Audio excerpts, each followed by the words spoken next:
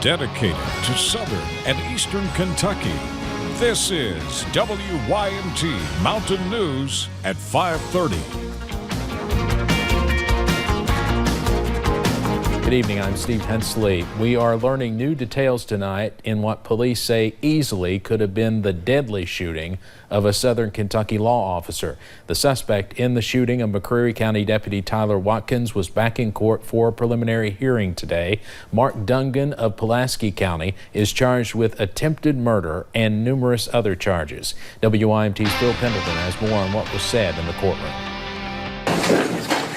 Ronnie Bowling says when he learned of the shooting, he immediately headed for the scene in what many feared would be the deadly shooting of a lawman.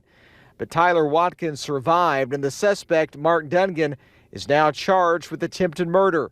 The prosecutor is vowing for swift justice. The goal is that you drop the hammer on the person that shot one of your officers. We're a zero-tolerance office for use of force on officers or gunshots or any type of lethal force. A state police detective gave new details on what happened when Deputy Watkins and a constable were called to make a welfare check.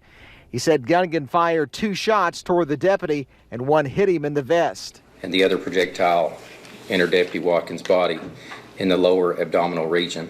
Deputy Watkins returned fire towards Mr. Dungan's vehicle after collapsing beside his McCreary County Sheriff's Department marked cruiser. Watkins was airlifted from the scene to UT Hospital, where he underwent 2 surgeries and was released on Sunday. It's a relief, it's a miracle, but it's also a testament to our law enforcement here.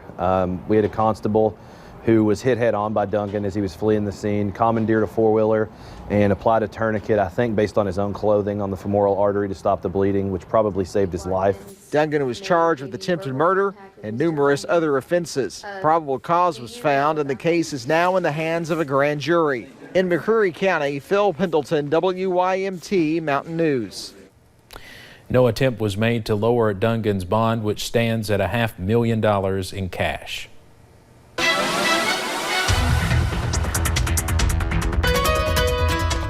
A beautiful evening is underway across the mountains once again today. Our nice stretch of sunshine, couldn't get the word out there, is continuing across the area. Let's take a look at Whitesburg this afternoon, and you can see blue skies and just a few clouds around the area. Same thing up on top of Buffalo Mountain. That past 2 days, that one cloud has been blocking the sunshine up there at this same time every day. Live pinpoint Doppler radar, nice and quiet as we head through the next few hours. Going to continue to see those clean sweeps for a couple more days, so enjoy that. Temperatures a little warmer than they were this time yesterday.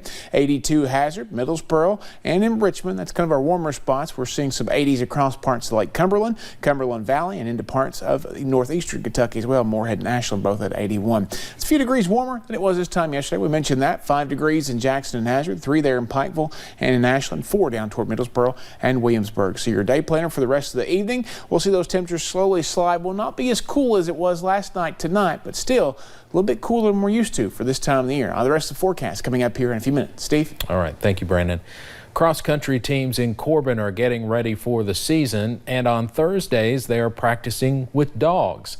Coaches say the idea came from seeing another team online partner with animal shelters years ago. WYMT's Hannah Reynolds talks to coaches who say the dogs help the kids just as much as the kids help with the Knox Whitley Animal Shelter. The Corbin cross-country team is out early in the summer. We'll start our season at the end of August and then go through November, so we're just trying to put as many miles on our legs right now as the kids can bear. And on Thursdays, they run with dogs from the Knox Whitley Animal Shelter. The faster dogs may even help some of them with their times. Most dogs, I would say, are generally pretty much more fit than we are. These are the best practices the kids have had since they started. If it's not helping them physically, it's certainly helping them mentally, because they get a lot of joy out of doing this, and that's just as important. It made us happy, and it feels good knowing we're helping the community, and the dog seems happy. 8 animals are born for every 1 person.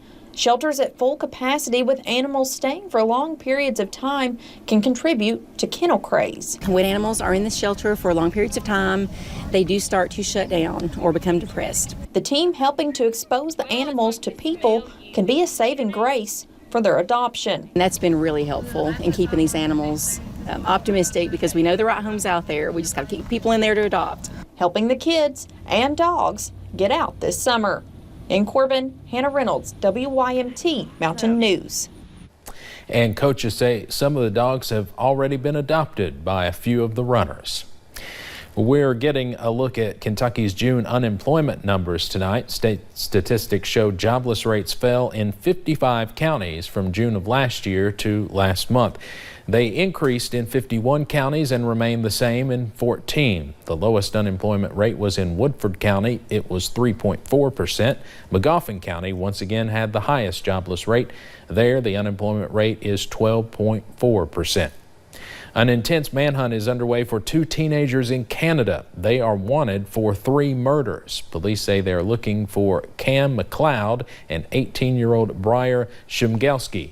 The 2 were originally reported missing. Police now say they are wanted for the deaths of 3 people, including an American woman and her Australian boyfriend. The couple was on a road trip. 8 people are charged after a drug complaint in Knox County. Deputies there say when they arrived at a home in Corbin, they found meth along with meth pipes, scales, and a gun. Jason Bible, Heather Wagers, Rosanna Rainwater, and Jason Merida are charged with drug trafficking and possession of a handgun by a convicted felon. Carrie Gilliam, Marcus Holland, Ashley Hamilton, and Joseph Wagner are charged with drug trafficking.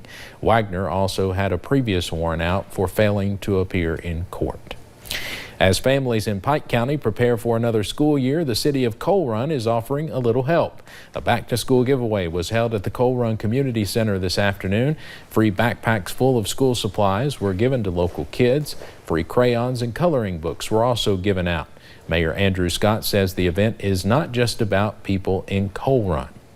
We are so very blessed to be able to give this back to the children of our community, the children of Pike County and the children of Eastern Kentucky, because the people who are here, they're not just from Coal Run. Scott said he was glad to see a great turnout for the event. Kentucky native Kelly Knight Craft is one step closer to becoming the U.S. ambassador to the United Nations. The Senate Foreign Relations Committee approved her nomination today. It now goes to the full Senate. Senator Mitch McConnell introduced her at the committee hearing. Craft is married to coal industry leader and Hazard native Joe Craft. Coming up on Mountain News at 5:30, the teen vaping epidemic is the focus of a hearing on Capitol Hill. Tobacco opponents are pointing the finger at popular e-cigarette maker Juul. The forecast continues to stay nice for now. We'll talk about the slow slide back into summertime coming up.